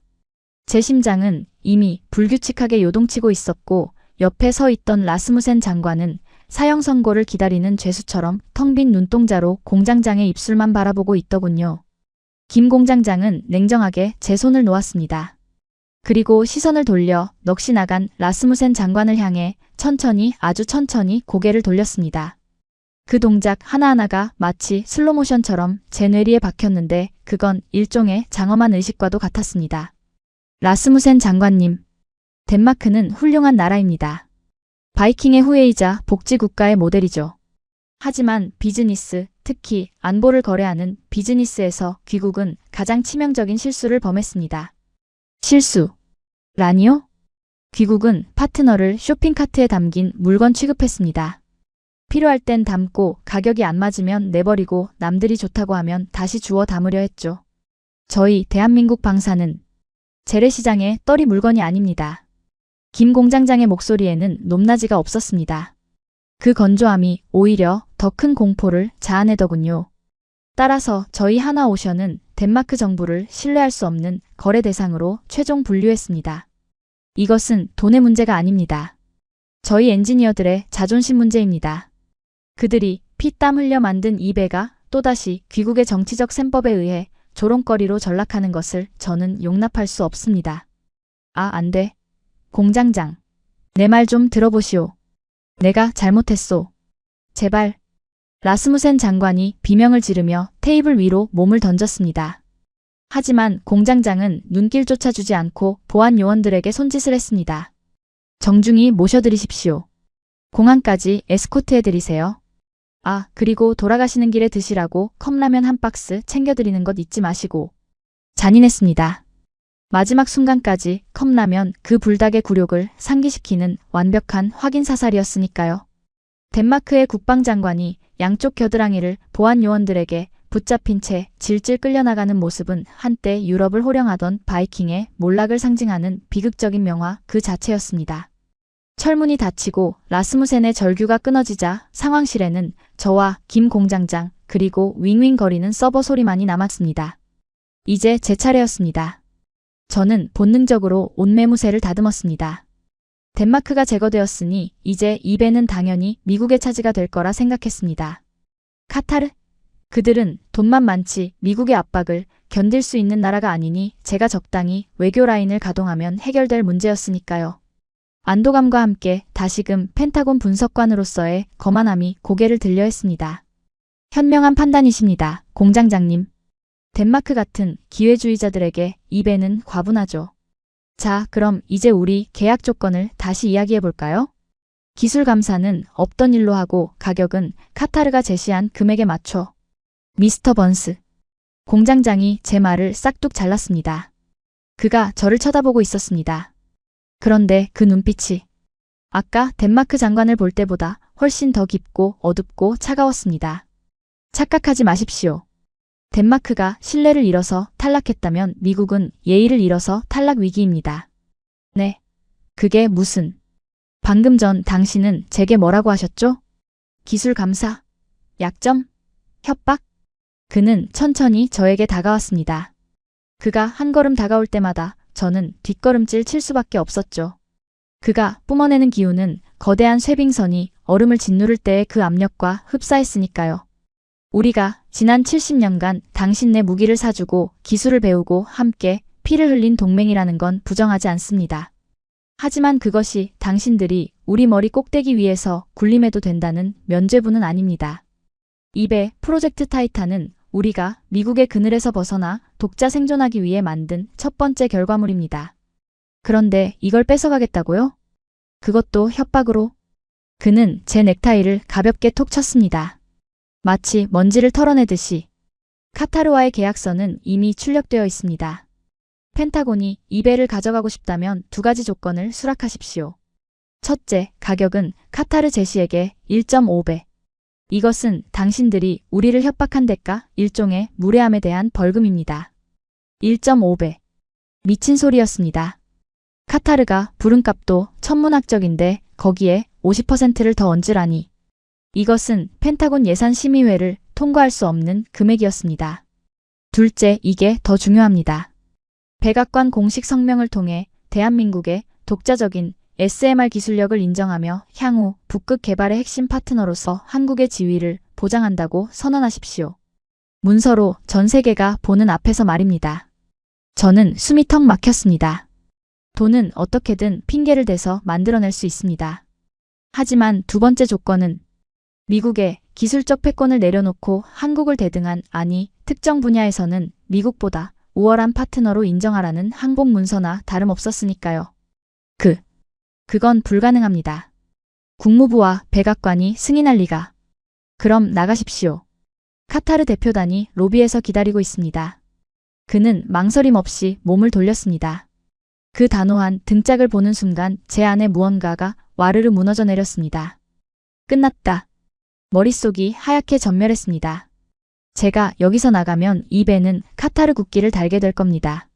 그리고 며칠 뒤면 덴마크가 카타르에게 임대하는 형식을 빌려 그린란드 항구에 입항하겠죠.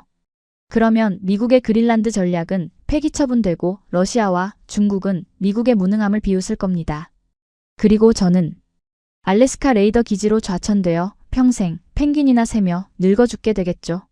아니, 제 개인의 몰락은 중요하지 않았습니다. 더 참을 수 없는 건 위대한 미국이 고작 아시아의 작은 동맹국 앞에서 이토록 철저하게 무시당하고 배제당했다는 사실이었습니다. 우리는 세계의 경찰이자 모든 질서의 설계자 아니었습니까? 그런데 언제부터 우리가 한국의 공장장 눈치를 보며 벌벌 떠는 신세가 된 겁니까? 저는 비틀거리는 다리로 의자에 주저앉았습니다. 자괴감, 치욕, 그리고 지독한 무력감. 창밖으로는 어느새 해가 저물어가고 있었습니다. 붉은 노을이 거대한 쇠빙선 타이탄을 집어삼킬 듯이 불타오르고 있었죠. 그 붉은 빛이 마치 미국에 저물어가는 패권을 상징하는 것 같아 저는 눈을 감아버리고 말았습니다. 어디서부터 잘못된 거지? 우리가 기술을 가르쳐줬잖아. 우리가 지켜줬잖아. 그런데 왜 우리는 늙고 병든 사자가 되었고 저들은 젊고 강력한 호랑이가 된 거야? 제 머릿속에서 아버지의 모습이 떠올랐습니다. 필라델피아 조선소의 용접공이었던 아버지. 80년대 미국의 조선업이 황금기를 누리던 시절 아버지는 기름밥을 먹으면서도 우리가 세계의 바다를 지배한다는 자부심으로 사셨습니다. 하지만 지금 그 조선소는 잡초만 무성한 폐허가 되었고 아버지는 실직연금으로 근근히 살아가고 계시죠. 미국이 금융과 서비스업에 취해 제조 현장을 버렸을 때, 효율이라는 이름으로 공장을 해외로 넘겼을 때 한국은 무엇을 했습니까? 저는 감았던 눈을 다시 떴습니다. 그리고 유리벽 너머 불이 꺼지지 않은 저 야전 병원 같은 연구실을 다시 바라보았습니다. 그곳은 여전히 전쟁터였습니다. 좀비처럼 일하던 연구원 한 명이 비틀거리며 일어나더니 화이트보드 앞으로 다가가더군요. 그는 붉은색 매직을 집어들고 기존에 써있던 수식 하나를 지우고 새로운 숫자를 적어 넣었습니다. 그리고는 주먹을 불끈 쥐며 소리 없는 함성을 지르더군요. 곁에 있던 동료들이 박수를 치며 그의 등을 두드려 주었습니다. 그들의 눈. 퀭하고 충혈되었지만 그 안에서 타오르는 도깨비불 같은 생명력. 순간 저는 그 화이트보드 구석에 붙어있는 낡은 흑백 사진 한 장을 발견했습니다. 너무 작아서 잘 보이지 않았지만 저는 본능적으로 자리에서 일어나 유리벽 가까이 다가갔습니다. 그것은 6.25 전쟁 당시의 사진이었습니다. 폭격으로 폐허가 된 서울의 거리. 그 잿더미 속에서 헐벗은 아이 하나가 미군 트럭을 향해 초콜릿을 구걸하며 손을 내밀고 있는 사진. 그리고 그 사진 밑에는 누군가가 삐뚤빼뚤한 글씨로 이렇게 적어 놓았더군요. 다시는 구걸하지 않는다. 다시는 뺏기지 않는다. 쿵. 제 가슴속 깊은 곳에서 무언가가 둔탁하게 떨어지는 소리가 들렸습니다. 그거였습니다. 저들이 저토록 미친 듯이 목숨을 걸고 배를 만드는 이유. 돈? 성공? 아니요. 그것은 훨씬 더 원초적이고 처절한 생존 본능이자 트라우마의 극복이었습니다. 나라를 잃어봤고 전쟁의 참화를 겪어봤고 강대국들의 틈 바구니에서 눈치만 보며 살아남아야 했던 그 기업. 힘이 없으면 짓밟힌다는 그 뼈아픈 교훈이 저들의 DNA 속에 각인되어 있었던 겁니다. 그래서 그들은 쇠를 깎고 배를 만들 때 단순히 제품을 만드는 게 아니라 자신들을 지킬 갑옷을 만들고 있었던 겁니다. 반면 우리는 어땠습니까? 우리는 승리에 취해 있었습니다. 우리는 우리가 영원히 강할 거라 착각했고 오만에 빠져 땀 흘리는 가치를 잊어버렸습니다. 우리가 월스트리트의 그래프에 환호할 때 그들은 용광로의 불꽃 앞에서 인내했습니다. 그 차이가 오늘 이창원 도크에서 미국의 패배를 만든 겁니다. 저는 유리벽에 이마를 대고 한참을 서 있었습니다. 부끄러웠습니다. 덴마크를 비웃고 한국을 하청기지 취급했던 제 자신이 벌거벗겨진 것처럼 부끄러웠습니다. 우리는 동맹이 아니라 그저 거만한 주인이 되려 했을 뿐입니다. 주인이 하인에게 배를 내놔라 라고 명령하니 스스로 황제가 된 하인이 무릎을 꿇어라 라고 답한 것뿐이죠. 이건 반란이 아니었습니다. 이건 역사의 필연이었습니다. 제 손이 주머니 속의 위성전화를 다시 잡았습니다. 아직 늦지 않았을지도 모릅니다. 아니, 지금이라도 인정해야 합니다. 미국이 살 길은 자존심을 세우는 게 아니라 저 도끼품은 호랑이의 등에 올라타는 것뿐이라는 사실을. 저는 심호흡을 한번 크게 내쉬고 떨리는 손으로 전화기를 꺼냈습니다. 그리고 결심했습니다. 밀러 국장이 뭐라고 고함을 치든 백악관이 뭐라고 난리를 치든 상관없습니다. 저는 제가 본 진실을, 이 불편하고도 경이로운 진실을 있는 그대로 보고할 것입니다. 국장님, 접니다. 저는 최대한 차분한 목소리로 입을 열었습니다. 제 목소리는 더 이상 오만한 분석관의 것이 아니었습니다. 그것은 패배를 인정한 장수의, 그러나 새로운 길을 발견한 참모의 목소리였습니다. 덴마크는 끝났습니다. 그리고 솔직히 말씀드리면 미국의 기존 전략도 끝났습니다. 수화기 너머로 국장의 거친 숨소리가 들려왔지만 저는 말을 멈추지 않았습니다. 지금 당장 백악관 안보보좌관을 연결해 주십시오. 1.5배? 아니요, 2배를 줘서라도 이 배는 우리가 가져와야 합니다. 이건 단순히 배 한 척을 사는 게 아닙니다. 저는 유리벽 너머 다시 일에 몰두하기 시작한 저 괴물 같은 연구원들을 바라보며 마지막 말을 뱉었습니다. 우리는 지금 미국의 잃어버린 영혼을 사는 겁니다. 한국이 가진 저 도끼. 저걸 우리 편으로 만들지 못하면 10년 뒤 펜타곤의 주인은 우리가 아닐지도 모릅니다. 통화가 끝난 후 저는 천천히 고개를 돌려 김 공장장이 사라진 철문을 바라보았습니다. 이제 제가 해야 할 일은 하나뿐이었습니다. 그가 돌아왔을 때 가장 정중하고 가장 비굴하며 동시에 가장 현명한 태도로 계약서에 서명하는 것. 그것만이 얼어붙은 미국의 야망을 다시 녹일 수 있는 유일한 불씨였으니까요. 저는 넥타이를 고쳐 매지 않았습니다. 대신 꽉 조이고 있던 넥타이를 스르르 풀었습니다. 그리고 양복 상의를 벗어 의자에 걸어두었죠. 이것은 제 나름의 항복 선언이자 그들의 방식에 대한 경의의 표시였습니다. 잠시 후 철문이 열리는 소리가 들렸습니다. 철문이 열리고 김 공장장이 다시 들어왔을 때 저는 이미 만년필의 뚜껑을 열어놓고 기다리고 있었습니다. 그의 뒤에는 조금 전까지 굳은 표정으로 서 있던 보안 요원들이 사라지고 대신 말끔한 정장 차림의 법무팀 직원들이 두툼한 계약서 파일을 들고 서 있더군요. 김 공장장은 제 얼굴을 한번 쓱 훑어보더니 테이블 위에 놓인 제 재킷과 풀린 넥타이를 보고는 미세하게 눈썹을 꿈틀거렸습니다. 아마도 그 짧은 시간 동안 제 안에서 일어난 태도의 변화를, 그 미묘한 공기의 흐름을 감지했기 때문이겠죠. 오래 기다리셨습니다, 미스터 번스. 카타르 측과 막 통화를 끝내려는 참이었습니다.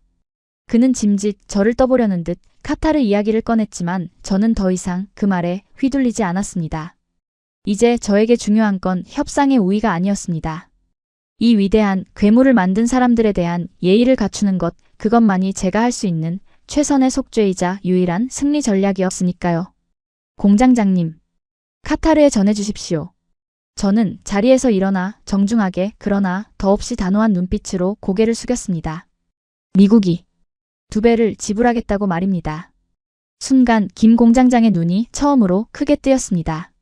그는 제가 기껏해야 1.5배라는 조건에 대해 흥정을 하거나 펜타곤 예산 부족을 핑계로 시간을 끌 거라 예상했을 겁니다. 하지만 저는 그가 제시한 조건보다 더 파격적인 제안을 그 어떤 망설임도 없이 테이블 위에 내던진 겁니다. 2배라니요? 펜타곤 예산 심의를 통과할 수 있겠습니까? 이건 껌값 흥정이 아닙니다. 돈은 문제가 아닙니다. 제가 아까 말씀드리지 않았습니까?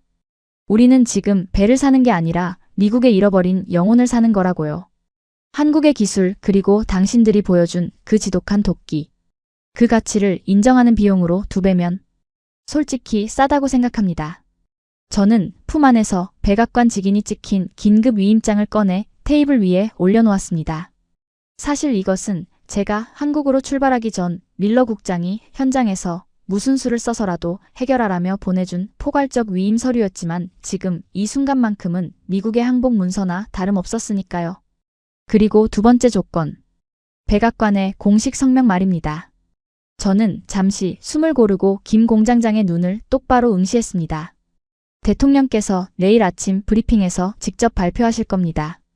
대한민국은 미국의 유일하고도 대체 불가능한 북극 파트너이자 SMR 기술의 종주국이다 라고 말이죠. 이 정도면 카타르를 돌려보낼 명분이 되겠습니까? 정적이 흘렀습니다. 윙윙거리는 서버 소리마저 멈춘 듯한 그 숨막히는 침묵 속에서 김 공장장은 한참 동안 저를 응시하더군요. 마치 제 진심의 무게를 저울질하려는 듯 혹은 제 눈동자 속에 숨겨진 1%의 거짓이라도 찾아내려는 듯이 말입니다. 이윽고 그의 입가에 옅은 미소가 번지기 시작했습니다. 그것은 승자의 오만함이 아닌 진정한 파트너를 만났을 때 보여주는 신뢰의 미소였습니다. 합격입니다, 미스터 번스. 그는 법무팀 직원에게 손짓하여 카타르행 계약서를 치우게 하고 새로운 계약서를 제 앞에 펼쳐주었습니다. 사실 카타르는 핑계였습니다. 저희는 처음부터 이 배가 미국과 함께 가기를 원했습니다. 아무리 돈이 좋아도 자유민주주의의 가치를 공유하지 않는 나라의 전략 자산을 넘길 수는 없으니까요. 저희가 원한 건 돈이 아니라 바로 그 인정이었습니다. 그랬습니다. 그들은 처음부터 돈 따위는 안중에도 없었던 겁니다. 그저 70년 동안 미국의 그늘에 가려져 있던 서름을 씹고 당당한 주역으로 인정받고 싶었던 그 명분 하나를 위해 이 거대한 판을 짰던 것이죠. 미국이 스스로 고개를 숙이고 들어오게 만드는 판, 그 완벽한 설계 위에서 저는 기꺼이 패배한 장기말이 되기를 자처했습니다. 저는 떨리는 손으로 계약서 서명란에 이름을 적어 내려갔습니다. 마이컬 번즈. 검은색 잉크가 종이에 스며드는 그 순간 저는 비로소 덴마크 장관처럼 쫓겨나지 않고 이 방에 남을 자격을 얻게 된 겁니다. 펜타곤의 분석관으로서의 서명이 아니라 대한민국이라는 거인 앞에 경의를 표하는 한 인간으로서의 서명이었습니다. 모든 절차가 끝나고 저는 만년필을 주머니에 넣으며 짐짓 농담처럼 물었습니다. 그런데 공장장님, 한 가지 궁금한 게 있습니다. 만약 제가 끝까지 거절했다면 진짜로 카타르에 파실 생각이셨습니까? 그는 짐을 챙기던 손을 멈추고 저를 향해 장난기 어린 표정을 지어 보이더군요. 글쎄요. 그건 영원한 기밀로 남겨두죠. 하지만 이건 확실합니다. 아까 쫓겨난 덴마크 라스무센 장관이 가져간 컵라면 말입니다. 그거 유통기한이 내일까지라는 사실은 팩트입니다. 우리는 서로를 마주보며 소리내어 웃었습니다. 그 호탕한 웃음소리가 차가운 상황실을 가득 메웠습니다. 그 웃음 속에서 저는 묘한 해방감을 느낄 수 있었죠. 강대국의 분석관이라는 무거운 가면을 벗어던지고 그저 기술과 노력이라는 보편적 가치 앞에서 겸손해진 인간으로서의 해방감이었습니다. 공장을 떠나기 위해 밖으로 나왔을 때 이미 해는 완전히 저물어 있었습니다. 하지만 야전 병원 같던 그 설계 연구실의 불빛은 여전히 대낮처럼 환하게 타오르고 있더군요. 저는 리무진에 오르기 전 지갑에서 1달러짜리 지폐 한 장을 꺼냈습니다. 그리고 아까 제가 봤던 그 유리벽 너머 여전히 코피를 닦으며 모니터와 씨름하고 있는 이름 모를 연구원이 보이는 창가에 그 지폐를 살며시 올려두었습니다. 그것은 팁이 아니었습니다. 그것은 과거 초콜릿을 구걸하던 소년이 이제는 세계 최강대국의 지갑을 열게 만들었다는 사실에 대한 저 나름의 소소한 항복 문서이자 그들의 피와 땀에 바치는 헌사였습니다. 가시죠, 공항으로. 저는 차에 올라타며 마지막으로 그 거대한 쇠빙선 타이탄을 돌아보았습니다.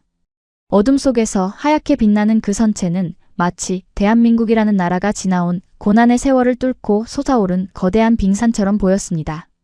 이제 미국은 저 배를 갖게 될 것입니다. 하지만 저는 알고 있습니다. 저 배의 주인은 서류상의 미국이 아니라 저 배를 만들기 위해 청춘을 바친 저 안의 연구원들이라는 사실을 말입니다. 그린란드의 얼음은 이제 걱정할 필요가 없을 겁니다. 한국인의 뜨거운 심장이 탑재된 저 배가 가는 길에 녹지 않을 얼음 따위는 존재하지 않을 테니까요. 공항으로 향하는 리무진 안 저는 차창 밖으로 멀어지는 창원공단의 불빛을 하염없이 바라보고 있었습니다. 어둠이 내려앉은 도시는 마치 거대한 반도체 회로처럼 정교하게 반짝이고 있었는데 그 중심에는 하얀색 괴물 타이탄이 북극을 향한 출정 준비를 마친 채 웅장하게 서 있더군요. 불과 48시간 전 덴마크의 몰락을 비웃으며 오만한 포식자의 마음으로 이곳에 도착했던 저는 이제 완전히 다른 사람이 되어 돌아가고 있었습니다. 제 가슴 속에는 승리감보다는 어떤 묵직한 부채감과 함께 설명할 수 없는 뜨거운 무언가가 꿈틀거리고 있었으니까요. 제 무릎 위에는 펜타곤으로 보낼 최종 보고서가 놓여 있었습니다. 제목, 북극해 전략 수정안, 독수리의 날개와 호랑이의 발톱. 저는 보고서의 마지막 문장을 다시 한번 소리내어 읽어보았습니다. 잉크 냄새가 채 가시지 않은 그 문장들은 제가 20년 분석관 인생을 통틀어 쓴 글 중 가장 솔직하고 통렬한 고백이었습니다. 따라서 미국은 더 이상 한국을 지켜줘야 할 대상이나 하청기지로 착각해선 안 된다. 그들은 이미 우리를 앞질렀거나 적어도 우리와 어깨를 나란히 할 유일한 거인이다. 그린란드의 얼음은 녹고 있지만 한미동맹이라는 새로운 쇠빙선은 이제 막 엔진을 켰을 뿐이다. 우리가 그들의 손을 잡은 것은 자비가 아니라 생존을 위한 가장 현명한 선택이었다. 보고서를 덮는 순간 기장의 차분한 안내 방송이 흘러나왔습니다. 승객 여러분, 우리 비행기는 잠시 후 워싱턴으로 이륙하겠습니다. 현재 서울의 기온은 영하 10도 맑음입니다. 영하 10도. 문득 덴마크 군인들이 춥다고 징징대던 그 온도가 떠올라 피식 웃음이 나오더군요. 영하 10도의 추위 속에서도 땀방울을 흘리며 용접 불꽃을 튀기던 그 엔지니어들. 코피가 터진 휴지를 틀어막고 손가락에 반창고를 칭칭 감은 채 모니터를 노려보던 그들의 눈빛이 주마등처럼 스쳐 지나갔습니다. 그들의 뜨거운 피가 흐르는 한 대한민국이라는 나라는 결코 얼어붙지 않을 거라는 확신이 들었습니다. 아니, 오히려 가장 차가운 시련이 닥칠수록 그들은 더 뜨겁게 타오르는 사람들이었으니까요. 저는 좌석 등받이에 몸을 깊숙이 파묻으며 눈을 감았습니다. 내일 아침이면 백악관 브리핑룸이 발칵 뒤집히겠죠. 트럼프 대통령은 한국을 치켜세우며 덴마크를 조롱하는 트윗을 날릴 것이고 덴마크 총리는 사임 압박에 시달리며 후회할 겁니다. 그리고 저는 아마 심할서 대신 승진 통보를 받게 될지도 모르겠습니다. 한국이라는 강력한 우군을 확보한 공로로 말입니다. 하지만 그 모든 정치적 소란보다 제 가슴을 더 뛰게 하는 건 제 지갑 속에 고이 접어 넣은 사진 한 장이었습니다. 김 공장장이 헤어질 때 선물로 준 그 낡은 흑백 사진의 사본. 6.25 전쟁의 폐허 속에서 미군 트럭을 향해 초콜릿을 구걸하던 소년. 그 소년의 눈빛은 절망적이었지만 동시에 살아야겠다는 지독한 생명력으로 빛나고 있었습니다. 그리고 오늘 제가 목격한 밤새워 배를 만들던 연구원의 눈빛. 그 두 눈동자가 겹쳐지는 순간 저는 알 수 없는 전율에 몸을 떨었습니다. 그들은 잊지 않았던 겁니다. 춥고 배고팠던 시절을 힘이 없어서 짓밟혔던 서러움을 뼈에 새기고 그것을 원동력 삼아 불가능을 가능으로 바꾼 기적을 만들어낸 것이죠. 우리는 그들에게 초콜릿을 주었지만 그들은 우리에게 미래를 보여주었습니다. 저는 조용히 속삭였습니다. 창밖의 서울 야경을 향해 그리고 이름 모를 수많은 영웅들을 향해서 말입니다. 당신들은 이겼습니다. 그리고 진심으로 존경합니다. 비행기가 활주로를 박차고 힘차게 날아올랐습니다. 발 아래 펼쳐진 대한민국의 야경이 마치 쏟아지는 보석함처럼 찬란하게 빛나고 있었습니다. 그 빛은 단순히 전기가 만들어낸 빛이 아니었습니다. 그것은 지난 70년 동안 이 땅의 사람들이 흘린 피와 땀 그리고 눈물이 만들어낸 결정체였기에 그 어떤 별빛보다 더 아름답고 위대하게 느껴졌습니다. 오늘 이야기 어떠셨습니까? 불과 반세기 전 세계에서 가장 가난했던 나라가 이제는 세계 최강대국 미국조차 인정할 수밖에 없는 기술 패권국으로 우뚝 섰습니다. 덴마크의 오만함을 실력으로 잠재우고 미국의 패권주의를 명분으로 압도한 이 통쾌한 한판승. 하지만 우리가 기억해야 할 것은 1.5배의 몸값이나 백악관의 성명이 아닐지도 모릅니다. 그것은 바로 차가운 쇠빙선 안에서 뜨겁게 타올랐던 연구원들의 열정, 그리고 다시는 뺏기지 않겠다던 그 결연한 다짐 아닐까요? 지금 우리가 누리는 이 평화와 번영이 거저 얻어진 것이 아님을, 누군가의 치열한 헌신 위에 세워진 것임을 다시 한번 깨닫게 되는 밤입니다. 오늘 영상이 유익하셨다면 구독과 좋아요 부탁드리며 저는 더 가슴 뜨거운 대한민국 이야기로 다시 찾아오겠습니다.